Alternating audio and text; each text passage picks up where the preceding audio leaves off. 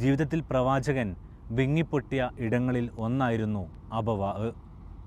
പ്രവാചകൻ്റെ പ്രിയ മാതാവ് അന്തി ഉറങ്ങുന്ന സ്ഥലം. ഇന്നും കൃത്യമായി എവിടെയാണ് ആമിന ബീവിയുടെ ഖബറിടം എന്ന് നിശ്ചയമില്ല. പക്ഷേ വിശ്വാസികളുടെ വികാരമായി മക്ക മദീനക്കിടയിൽ ഇന്നും അബവാ നിലകൊള്ളുന്നു. ഇസ്ലാം മതവിശ്വാസികളുടെ ഉള്ളിലൂടെ വൈകാരികമായി മാത്രം കടന്നു പോകുന്ന ഒരു നാടിൻ്റെ പേരാണ് അബവാ. റസൂൽ വിതുമ്പിക്കരഞ്ഞ അബവായിലേക്ക്. ഈ യാത്ര പക്ഷേ അപ്രതീക്ഷിതമായ മറ്റൊന്നിലേക്ക് കൂടിയായിരുന്നു. ജിദ്ദയിൽ നിന്നും മദീനയിലേക്കുള്ള വഴിയിൽ വേണം അവിടേക്ക് തിരിയാൻ. ഇന്നത്തെ മദീന ഹൈവേയിലൂടെ പോകുന്നതിന് പകരം യാംബുവിലേക്കുള്ള വഴി പിടിക്കണം. പോകും വഴിയെ ഇതുപോലെ അബവായിലേക്കുള്ള അടയാളങ്ങൾ കാണാം. പ്രധാന പാതയിൽ നിന്നും 40 കിലോമീറ്റർ ദൂരം അകത്തേക്ക്. അവിടെ എത്തും മുന്നേ ആ ചരിത്രത്തിലേക്കൊന്ന് പോകാം. ആമിന ബിൻത്ത് വഹബ്. പ്രവാചകൻ മുഹമ്മദ് നബി സല്ലല്ലാഹു അലൈഹി വസല്ലമയുടെ മാതാവായിരുന്നു അവർ. വഹബ് ഇബ്ൻ അബ്ദുൽ മനാഫിൻ്റെയും ബറയുടെയും മകളായിരുന്നു ആമിന ബീവി.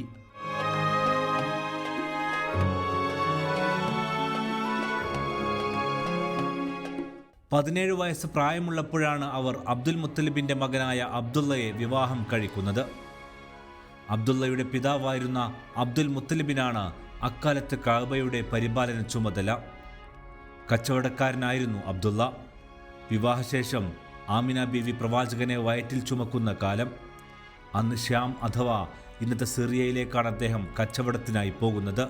മടങ്ങി വരും വഴി യസ്രിബ് അഥവാ ഇന്നത്തെ മദീനയിൽ വെച്ച് മരണപ്പെട്ടു. പ്രവാചകരുടെ ജനനത്തിന് 2 മാസം ബാക്കിയുള്ള സമയമാണത്.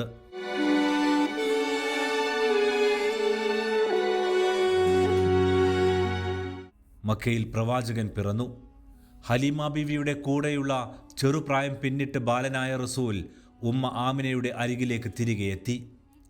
ഭർത്താവ് അബ്ദുള്ളയെ ഖബറടക്കിയത് മദീനയിലാണ്. പ്രിയതമൻ്റെ ഖബറിടം സന്ദർശിക്കാനും മദീനയിലെ ബന്ധുക്കളെ കാണാനുമായി പ്രവാചകരെയും കൂട്ടി മദീനയിലേക്ക് അവർ പുറപ്പെട്ടു. പ്രവാചകൻ തിരുമേനി സല്ലല്ലാഹു അലൈഹി വസല്ലമക്ക് 6 വയസ്സ് പ്രായമുള്ള കാലം. ഈ ഘട്ടത്തിലാണ് ആമിന ബീവി പരിചാരികയായ ഉമ്മു ഐമനോടൊപ്പം മക്കയിൽ നിന്ന് അവരുടെ ഭർത്താവായ അബ്ദുള്ള കിടക്കുന്ന, അവരുടെ ഖബറ് കിടക്കുന്ന മദീനയിലേക്ക് തൻ്റെ പ്രിയതമൻ്റെ ഖബറ് കാണുന്നതിനും അതുപോലെ തന്നെ തൻ്റെ കുടുംബാംഗങ്ങളെ സന്ദർശിക്കുന്നതിനൊക്കെ വേണ്ടിയിട്ട് ഉമ്മു ഐമനെയും കൂട്ടി ആമിന ബീവി പ്രവാചകൻ സല്ലല്ലാഹു അലൈഹി വസല്ലമയുടെ കൂടെ 6 വയസ്സുള്ള പ്രവാചകൻ്റെ കൂടെ മദീനയിലേക്ക് തിരിക്കുന്നത്. അങ്ങനെ മദീനയിൽ അവർ വരുന്നു. 1-2 മാസക്കാലം മദീനയിൽ താമസിച്ചു. എന്നിട്ട് ആമിന ബീവിയും അതുപോലെ ഉമ്മു ഐമനും പ്രവാചകൻ സല്ലല്ലാഹു അലൈഹി വസല്ലമയും മക്കയിലേക്ക് മടങ്ങുകയാണ്. അങ്ങനെ മക്കയിലേക്ക് അവർ മടങ്ങുന്നത് ഇന്ന് അബവാ എന്നറിയപ്പെടുന്ന ആ ഒരു പ്രദേശത്തു കൂടെയാണ് മക്കയിലേക്കുള്ള തിരിച്ചുള്ള മടക്കം. ഈ അബവായിലെത്തിയപ്പം ഉമ്മ ആമിന ബീവിക്ക്, പ്രവാചകൻ സല്ലല്ലാഹു അലൈഹി വസല്ലമയുടെ മാതാവ് ആമിന ബീവിക്ക് രോഗം പിടിപെടുകയും അങ്ങനെ അബവായിൽ വെച്ച് അപ്രതീക്ഷിതമായി അവർ പ്രവാചകൻ സല്ലല്ലാഹു അലൈഹി വസല്ലമയെ വേർപെട്ടു പോവുകയും മരണപ്പെട്ടു പോവുകയും ചെയ്തു. അങ്ങനെ മരണപ്പെട്ട് കഴിഞ്ഞതിന് ശേഷം അബവായിലാണ് ആമിന ബീവിയുടെ ശരീരം മറമാടിയത്. എന്നിട്ട് ഉമ്മു ഐമൻ എന്ന് പറയുന്ന ആമിന ബീവിയുടെ പരിചാരികയുടെ കൂടെ 6 വയസ്സ് പ്രായമുണ്ടായിരുന്ന റസൂൽ സല്ലല്ലാഹു അലൈഹി വസല്ലമ മക്കയിലേക്ക് മടങ്ങുകയാണ് ചെയ്യുന്നത്.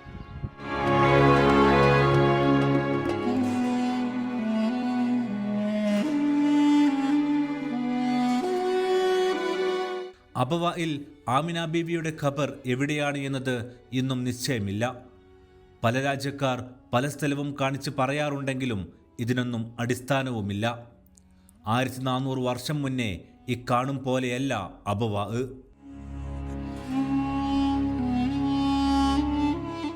ഇന്ന് യാത്ര ചെയ്തെത്തുമ്പോൾ ചെറിയ പട്ടണമാണ്. അങ്ങിങ്ങായി കുറച്ച് കടകൾ കാണാം. പിന്നീട് ഇതുപോലെ വഴികൾ നീളും. ചില ഭാഗങ്ങളിൽ മരങ്ങളുണ്ട്. ഒരു ഗ്രാമപ്രദേശമാണ് ഇന്നും അബവാ. അതിൻ്റെ ആകാശദൃശ്യം മഴ കഴിഞ്ഞുള്ള സമയങ്ങളിൽ ഇതുപോലെ പച്ചപ്പണിയുന്നതാണ്.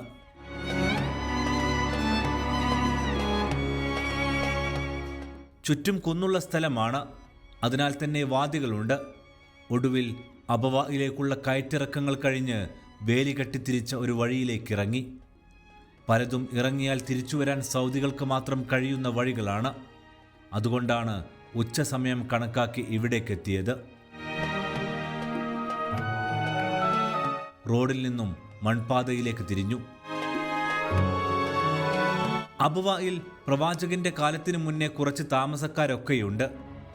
ശത്രുക്കൾക്കെതിരായ പടയോട്ട ചരിത്രങ്ങളിൽ ഇവിടെ വെച്ച് ഈ ഗ്രാമക്കാരുമായി ഉണ്ടാക്കിയ സഹകരണത്തിന്റെ ഭാഗങ്ങളും പ്രവാചക ചരിത്രത്തിൽ കാണാം. ഇന്നും തീറ്റപ്പുൽ കൃഷിയും മറ്റുമൊക്കെയാണ് അബവായിലെ യാത്രാ ചിത്രങ്ങൾ.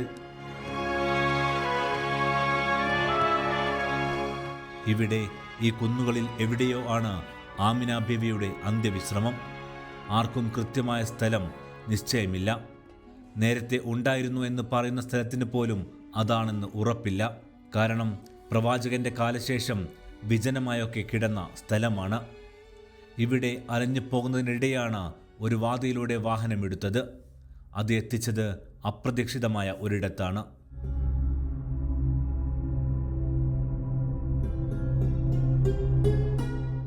ഇവിടെ വെച്ചിരിക്കുന്ന ബോർഡിൽ നിന്നാണ് അബവ സൂക്ക് എന്ന് വായിക്കുന്നത്.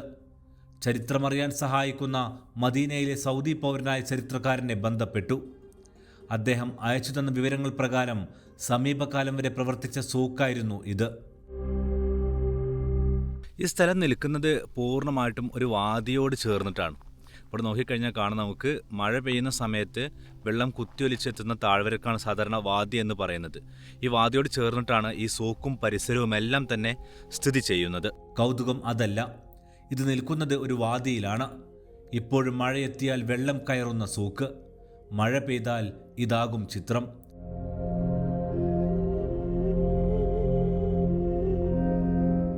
പ്രവാചകന്റെ ചരിത്രവുമായി ബന്ധപ്പെട്ട ചില ഡോക്യുമെന്റുകളിൽ പറയുന്നത് അദ്ദേഹം ഏതാണ്ട് 8 തവണ ഇതുവഴി സഞ്ചരിച്ചിട്ടുണ്ട് എന്നുള്ളതാണ്. ഇതിൽ അഭിപ്രായ വ്യത്യാസങ്ങളുണ്ട്. ഏതായിരുന്നാലും മദീനയിലേക്ക് അക്കാലത്ത് നീളുന്ന വഴിയിലെ പ്രധാനപ്പെട്ട സൂക്കുകളിൽ ഒന്നായിരുന്നു ഇത്. എന്നു മാത്രമല്ല, ലോകത്തിന്റെ വിവിധ ഭാഗങ്ങളിലുള്ള കച്ചവട സംഘങ്ങൾ അന്ന് ഇതുവഴി മദീനയിലേക്ക് നീളുന്ന ഈ പ്രദേശം വഴി സഞ്ചരിച്ചിട്ടുണ്ട്.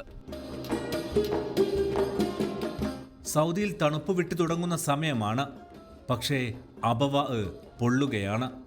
ചുറ്റുമുള്ള മലനിരകൾ വഹിക്കുന്ന താപം അത്രയേറെയുണ്ട്. ഉൾക്കൊള്ളുന്ന ചരിത്രത്തിൻ്റെ പൊള്ളലാകാം. സൂക്കിനകത്തെ കഥയിലേക്ക് പോകും മുമ്പേ ചുറ്റുമുള്ള മലകളുടെ കഥ പറയാം.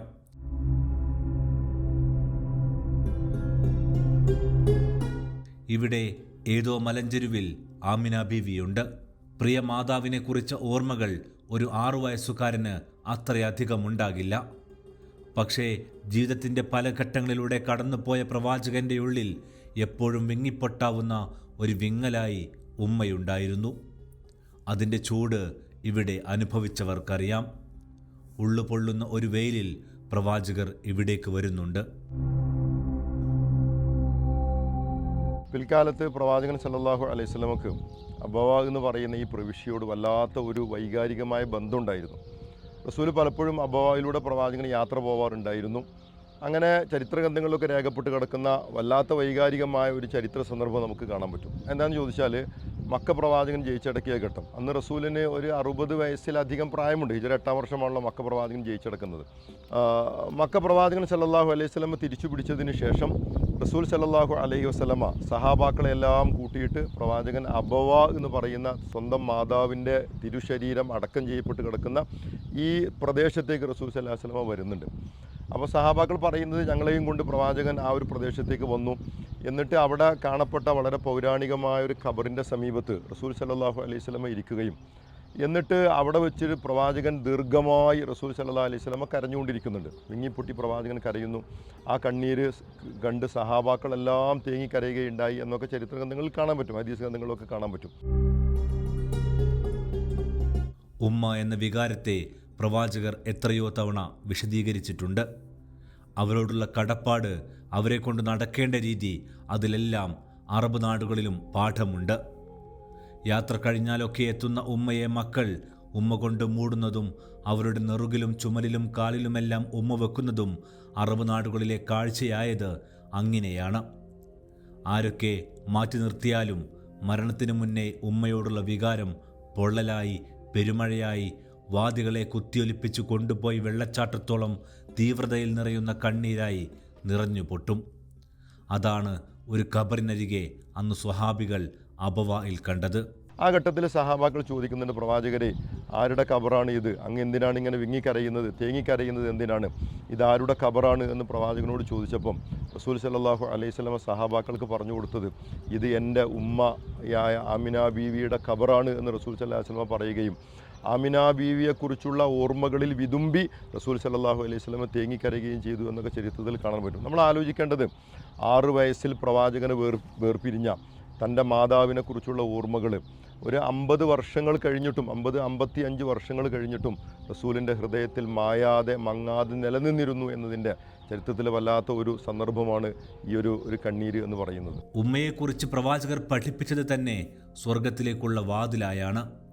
അതാർക്കു വേണമെന്ന മത്സരത്തിൽ മാതാപിതാക്കളുടെ കൂടെ നിർത്താനുള്ള വാശികളാൽ നിറയുന്ന സ്വഹാബികളുടെയും അറബ് സമൂഹത്തിൻ്റെയും കഥകൾ ചരിത്രത്തിൽ കാണാം. അബവാ ഉമ്മമാരുടെ സ്നേഹത്തിൻ്റെ ചൂട് താങ്ങാനാകാത്ത വിധം പ്രസരിപ്പിക്കുന്നുണ്ട്. അതേറ്റുവാങ്ങിയാണ് റസൂൽ മക്കയിലേക്ക് മടങ്ങുന്നത്. അബവാ വഴി യാത്രാസംഘങ്ങൾ സഞ്ചരിച്ചിട്ടുണ്ട്. മദീനയിലേക്ക് അക്കാലത്തുള്ള ഷോർട്ട് കട്ടുകളിൽ ഒന്നുകൂടിയായിരുന്നു ഇത്. അതിനിടയിൽ ഇവിടെയുള്ള ഈ സൂക്ക് മക്കയിലേക്കും മദീനയിലേക്കും തിരിയുന്ന ഭാഗത്താണ്. സൂക്കിൻ്റെ പല ഭാഗങ്ങളും തകർന്നിട്ടുണ്ട്. നമ്മുടെ നാടുകളിലൊക്കെ പഴയ കാലത്തുണ്ടായിരുന്നതിന് സമാനമായിട്ടുള്ള രീതിയിലാണ് ഈ കെട്ടിടങ്ങളൊക്കെ പണിത് വെച്ചിട്ടുള്ളത്. പ്രത്യേകിച്ച് സിമെൻ്റ് ഇല്ല. അതേസമയം പൂർണ്ണമായിട്ടും കല്ലുകളാണ് ഇതിൽ ഉപയോഗപ്പെടുത്തിയിട്ടുള്ളത്. അതിങ്ങനെ ലോക്ക് ചെയ്താണ് സൗദിയുടെ പല ഭാഗങ്ങളിലും, അതെന്ന് വെച്ചാൽ പഴയ പല കെട്ടിടങ്ങളും കാണുന്ന തരത്തിൽ തന്നെയാണ് ഇവിടെയും നിർമ്മിച്ചു വെച്ചിട്ടുള്ളത്.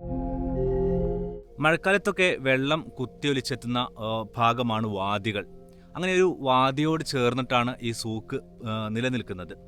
അതിൽ തന്നെ എടുത്തു പറയേണ്ടത്, അന്നത്തെ കാലത്തുള്ള യാത്രകൾ ഈ സമാനമായ രീതിയിൽ തന്നെ ഈ വാദികളോട് ചേർന്നിട്ടാണ് നടത്തിയിരുന്നത്. അതിന് പ്രധാനപ്പെട്ട കാരണം വെള്ളത്തിൻ്റെ ക്ഷാമം, അതോടൊപ്പം തന്നെ യാത്രയിൽ തമ്പടിക്കാവുന്ന കുറച്ച് പച്ചപ്പൊക്കെയുള്ള സ്ഥലങ്ങൾ ഉണ്ടാവുക ഈ വാദികളോട് ചേർന്നിട്ടാണ്.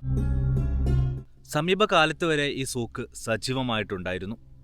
അതേസമയം തന്നെ മദീനയിലേക്ക് നീളുന്ന വഴി അത് വ്യത്യസ്തമായൊരു വഴിയിലേക്ക് നീങ്ങിയതോടുകൂടി ഈ സൂക്കിൻ്റെ പ്രതാപം പതിയെ നഷ്ടപ്പെടാൻ തുടങ്ങി.